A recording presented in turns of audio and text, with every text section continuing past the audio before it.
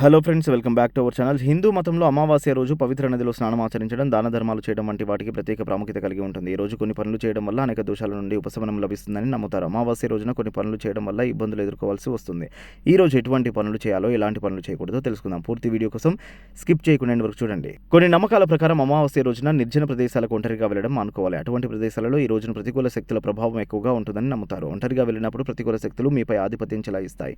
అందువల్ల ఈ సమయంలో ఒంటరిగా వెళ్లడం కరెక్ట్ కాదంటారు. మత విశ్వాసాల ప్రకారం అమావాస్య రోజున ఎవరైనా తమ ఇంట్లోనే ఆహారాన్ని తినాలి. వేరొకరి ఇంట్లో భోజనం చేయడం వల్ల పుణ్యఫలాలు నశిస్తాయని నమ్మకం. కొన్ని నమ్మకాల ప్రకారం అమావాస్య రోజు కోసం కోపం తెచ్చుకోవడం, ఇతరులతో వాదించడం, పోట్లాడడం మానుకోవాలి. కొత్త బట్టలు కొనుగోలు చేయడం, ధరించడం వంటివి కూడా చేయకూడదు. ఎటువంటి శుభకార్యాలు నిర్వహించడానికి ఇది మంచి రోజు కాదు. కొందరి నమ్మకాల ప్రకారం అమావాస్య రోజు ఎటువంటి ఆర్థిక లావాదేవీలు చేయరు. ఇలా చేయడం వల్ల ధన నష్టం, ఆర్థిక సమస్యలు పెరిగే అవకాశం ఉందని నమ్ముతారు.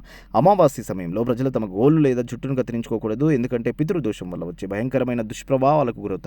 జుట్టుని కడగకూడదని కూడా సలహా ఇస్తారు. ఇలా చేయడం వల్ల జాతకంలో అనేక సమస్యలు ఎదురవుతాయని నమ్ముతారు. అమావాస్య సందర్భంగా మద్యం సేవించడం, మాంసం తినడం అశుభం. నాన్ వెజ్ తినడం వల్ల మీ కుండలిపై ప్రతికూల ప్రభావం పెరుగుతుందని చెప్తారు. అది మాత్రమే కాకుండా శనిగ్రహం వల్ల కలిగే బాధలు పెరుగుతాయి. అమావాస్య రోజు పితృదేవతలకు అంకితం చేసిన రోజుగా పరిగణిస్తారు. ఈ రోజు శనిదేవుని ప్రత్యేకంగా పూజిస్తారు. శాస్త్రాల ప్రకారం చీపురు లక్ష్మీదేవితో ముడిపడి ఉంటుంది. అమావాస్య రోజున చీపురు కొనడం వల్ల లక్ష్మీదేవి అనుగ్రహం మీకు లభించదు. డబ్బు సమస్యలు తలెత్తుతాయి. నెగిటివ్ ఎనర్జీ ఇంట్లోకి ప్రవేశిస్తుంది. అమావాస్య సమయంలో తలకి నూనె రాసుకోకూడదు. ఈ రోజున నూనె దానం చేస్తే చాలా ప్రయోజనకరంగా ఉంటుంది. ఎందుకంటే నూనె శనిదేవుడితో ముడిపడి ఉంటుంది. కుండల నుండి శని దోషాలు తొలగించడంలో ఈ పరిహారం సహాయపడుతుంది. అమావాస్య రోజు కొన్ని పరిహారాలు పాటించడం వల్ల పితృదోషం, కాలసర్పదోషం నుంచి విముక్తి పొందవచ్చు. శివుని భక్తి శ్రద్ధలతో పూజించాలి. పితృ స్తోత్రం, పితృ కవచం పఠించాలి. బ్రాహ్మణులకు అన్నదానం చేయడం వల్ల పితృదేవతలు సంతోషిస్తారు.